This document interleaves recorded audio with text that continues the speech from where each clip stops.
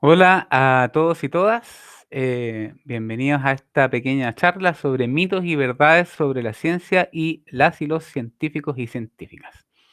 Yo soy el doctor Cristian Atala del Instituto de Biología de la Pontificia Universidad Católica del Paraíso, doctor en botánica, y We Got Science. Ya, vamos a hablar un poquito sobre algunas cosas sobre la ciencia y los científicos que de repente aparecen en las películas o que la gente tiene como ideas preconcebidas.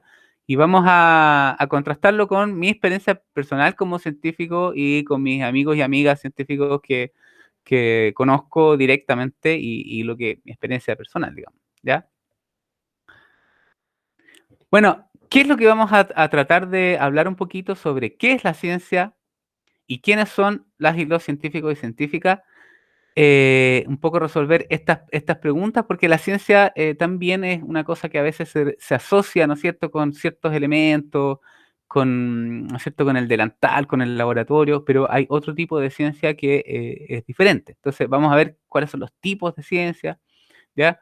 Y también que los científicos son personas absolutamente normales, también que no somos seres así como particulares ni especiales, ni nada por el estilo, sino que personas normales que simplemente nos gusta algo en particular.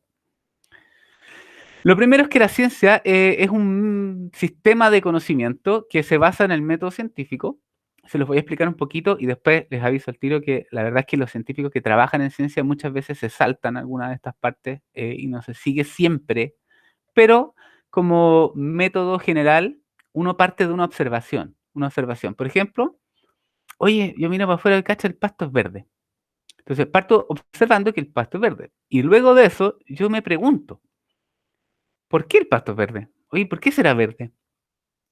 Luego de eso, me pongo a leer, me pongo a averiguar y trato de buscar si alguien ya contestó esa pregunta, que es algo bien interesante porque si alguien ya lo contestó, no tengo para qué yo hacer experimentos ni nada por el estilo. Me pongo a buscar si efectivamente hay una respuesta. Si no la hay, yo a lo mejor puedo leer y pensar, ¿por qué?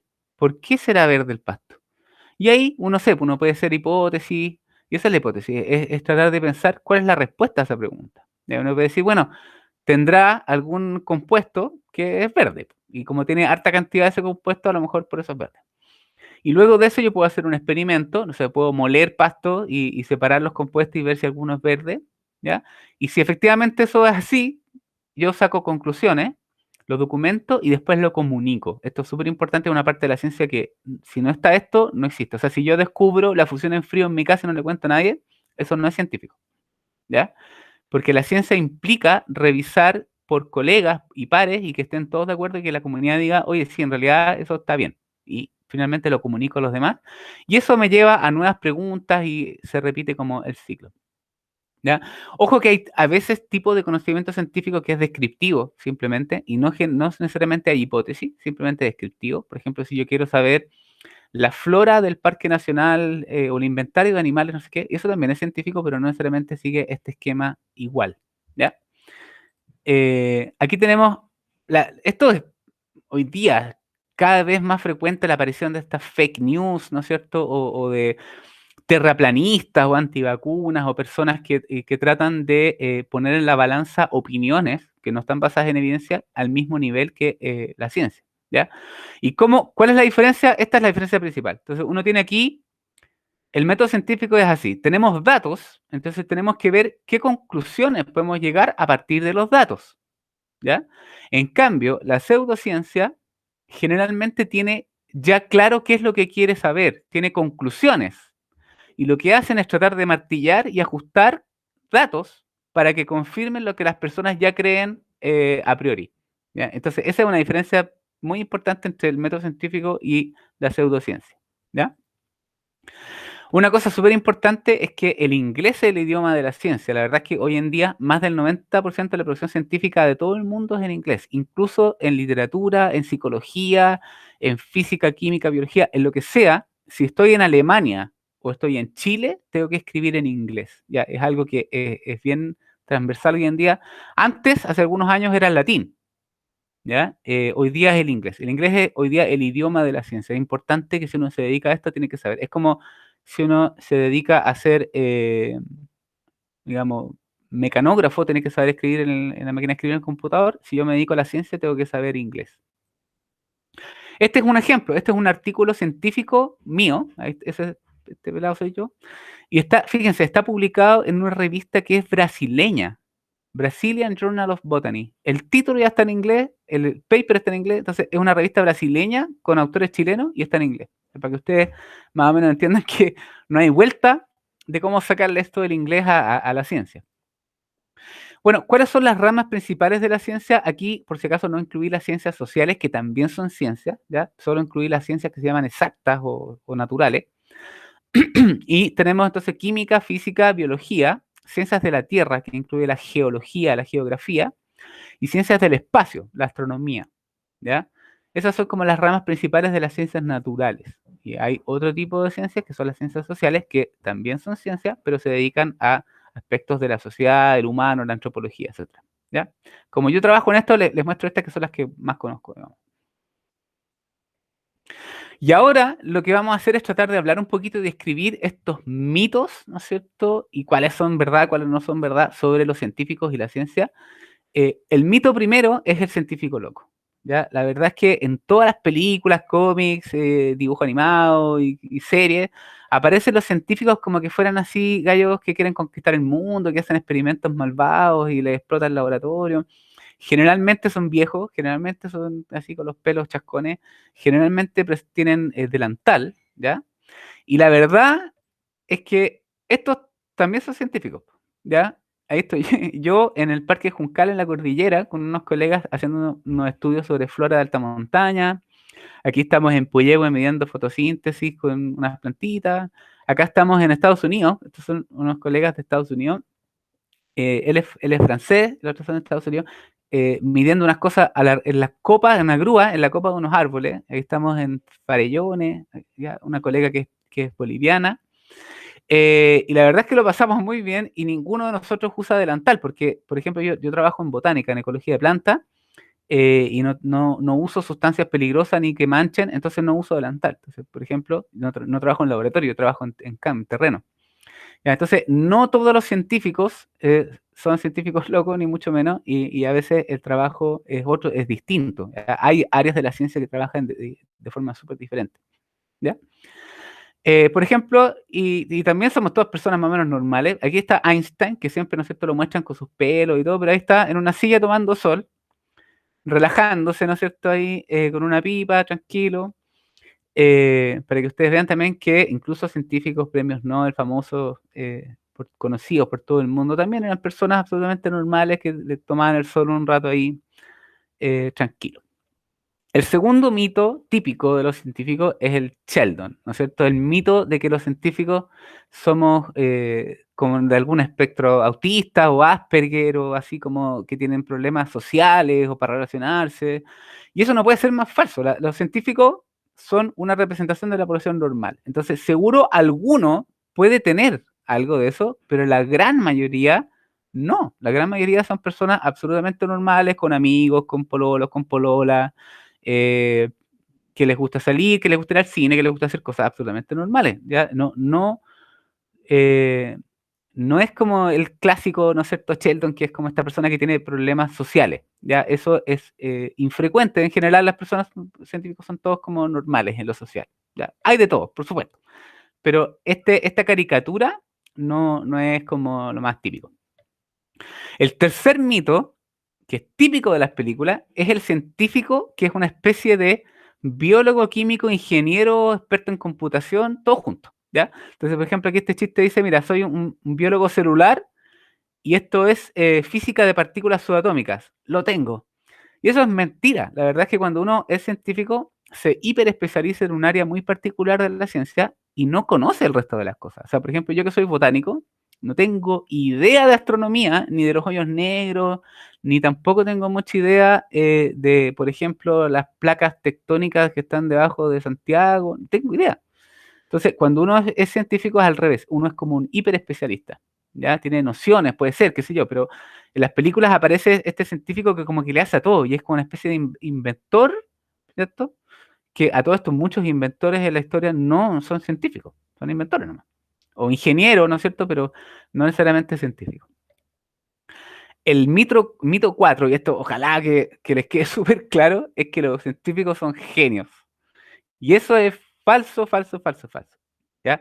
O sea, en la distribución de la población aparecen de repente genios y algunos se dedican a la ciencia. Pero la gran, gran, gran mayoría, el 99,99999% de los científicos del mundo son personas normales, con inteligencia promedio, normal.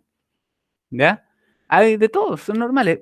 Lo único que nos diferencia de otras profesiones es que nos gusta algo muy en particular. A mí, por ejemplo, las plantas, y me dediqué a estudiar sobre las plantas mucho tiempo y aprender, y me encanta aprender sobre las plantas.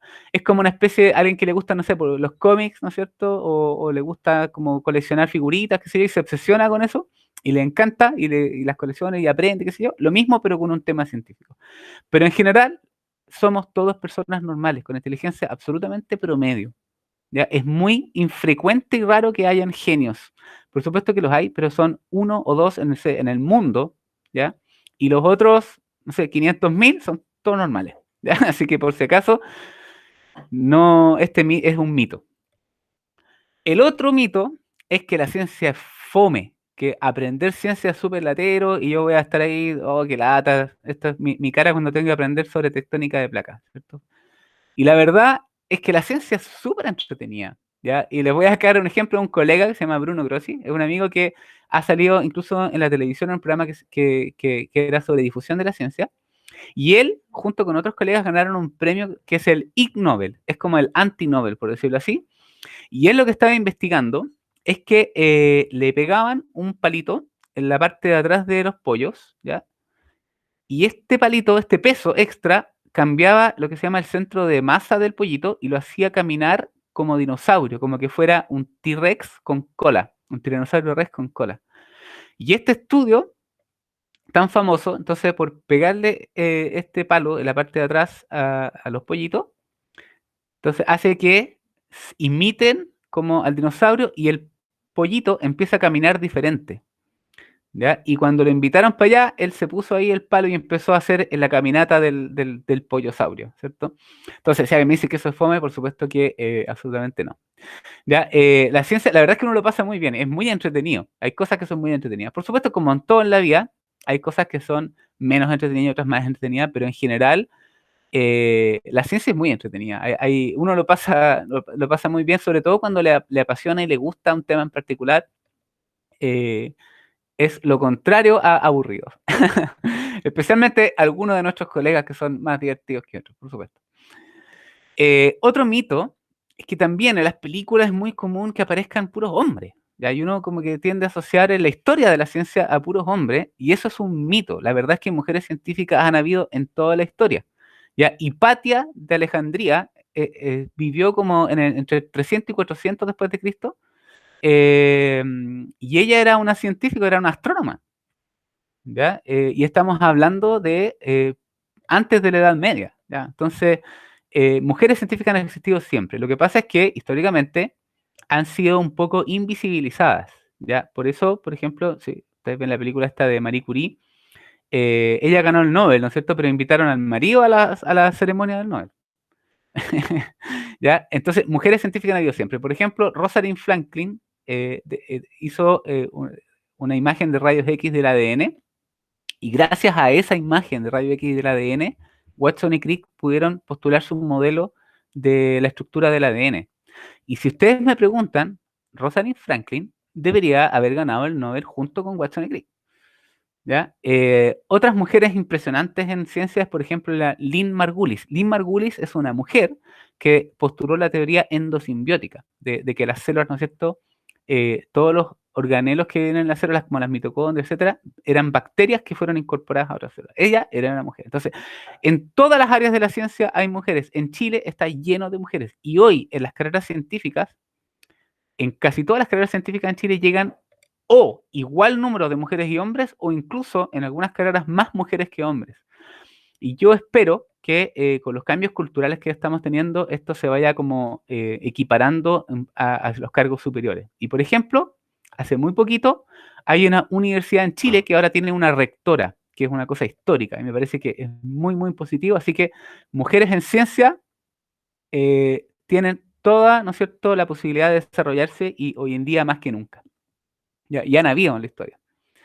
Bueno, la pregunta es, ¿Y por qué me gusta la ciencia? En realidad, bueno, uno decía, bueno, ¿por qué me gusta la ciencia? Ya, a mí me gusta la ciencia por distintas razones. Una de las razones es que la ciencia es un trabajo que te permite conectarte con el mundo. Hoy día, sobre todo con Internet, uno se conecta con colegas de distintas partes del mundo por afinidad de los temas que desarrolla. Y aparte, me ha tocado viajar mucho por este trabajo. Esto es la Antártica, ¿ya? Y ese que está ahí soy yo, aunque no lo parezca. Y estamos desenterrando un tronco fósil de un glaciar que está retrocediendo. Y me ha tocado, por el trabajo del científico, viajar mucho. Uno a veces tiene que viajar para comunicar sus resultados en reuniones científicas, o por ejemplo, porque tiene que hacer cursos o posgrados, eh, o por ejemplo, porque tiene que ir a terreno a colectar muestras, etcétera. Uno le toca viajar mucho, ¿ya? Moverse por el mundo. Y eso me parece que es súper entretenido. No todas las pegas tienen esa posibilidad, esos trabajos tienen esa posibilidad, ¿ya? Otra razón, que eso es muy personal, es que yo trabajo en terreno, trabajo con datos de campo y eventualmente esta es mi oficina. O sea, no siempre. O sea, a veces tengo que ir a una oficina como normal, digamos, pero en algunos casos tengo que trabajar en terreno y tengo que ir a lugares naturales. Y personalmente a mí me encanta estar en conexión con la naturaleza y en lugares así. ¿Ya? Esto es en la costa de Valparaíso y este es un estudiante y estamos aquí estudiando unas orquídeas, qué sé yo. Pero la posibilidad de no estar siempre en el mismo lugar y poder salir a terreno y poder recorrer espacios naturales y estar en contacto con la naturaleza, para mí es una cosa que no lo tiene otro trabajo. ¿Ya? Otra cosa que tampoco tengo que usar uniforme ni nada por el estilo. Yo voy al cine vestido igual que como voy a trabajar. ¿Ya? Que, bueno, puede ser una lecera, pero a mí me gusta mucho. Y también la ciencia te permite conectarte con gente, ya con gente de distintas edades, de distintos países, de distintos idiomas, nacionalidades, culturas. Y eso es una cosa que unifica y es muy entretenido, ya, la diversidad cultural que hay. Este, por ejemplo, es un congreso científico de botánica que se hizo en Valparaíso. Y por supuesto, después terminamos en un bar en Valparaíso jugando taca-taca, digamos. Para que ustedes vean que en general los científicos, este es un amigo mío, el Reinaldo, el liquenólogo, somos personas absolutamente normales, que nos relacionamos de forma normal y que tenemos espacios para discusión científica y espacios para jugar taca-taca en un bar. O sea, y conversar, ¿ya? No importa la edad, el género, etcétera. En general es muy, muy entretenido, se pasa bien. Y la pregunta final es, ¿quién puede ser científico entonces? ¿Sí? Después de que hemos ido tratando como de derribar un poquito esta imagen del científico como una persona seria, como una persona muy grave, como una persona como muy, ¿no es cierto?, con este delantal, queriendo conquistar el mundo, ¿no es cierto?, siendo así como con problemas de relaciones sociales, etcétera, o super genio. La verdad es que cualquiera puede ser científico. Estos son mis hijos. ¿Ya? Y aquí estamos en terreno. Ahí está, bueno, mi hijo no me está ayudando mucho porque tenía que medir algo aquí debajito de este arbusto. No me está colaborando demasiado en este momento, pero mi hija ahí está tomando datos en terreno y ahí está como, qué sé yo. Los niños tienen una curiosidad innata. Cualquier persona que tenga esta curiosidad de saber, de conocer, de entender el porqué de las cosas, puede ser científico. Cualquier persona puede ser científico. ¿Ya? Entonces, bueno, y estamos en un país que necesita la ciencia para el desarrollo. ¿Ya? Entonces, la ciencia los busca a ustedes. ¿Ya? Están todos invitados si alguien tiene alguna pasión, si a alguien le gusta hacer experimentos, si a alguien le gusta mezclar cosas, ¿no es cierto? Si a alguien le gusta los organismos vivos, los animales, las plantas, los hongos, si a alguien le gusta las estrellas, ¿ya?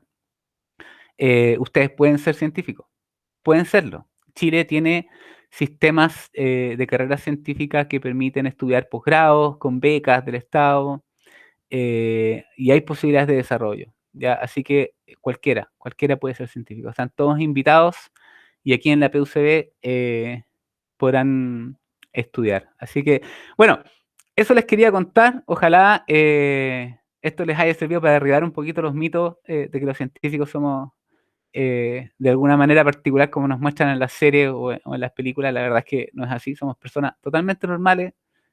Nos gusta el deporte, nos gusta salir, nos gusta igual las fiestas, nos gusta bailar, la música, el cine, como cualquier persona. ¿Ya? Así que cualquiera puede ser científico y ustedes también.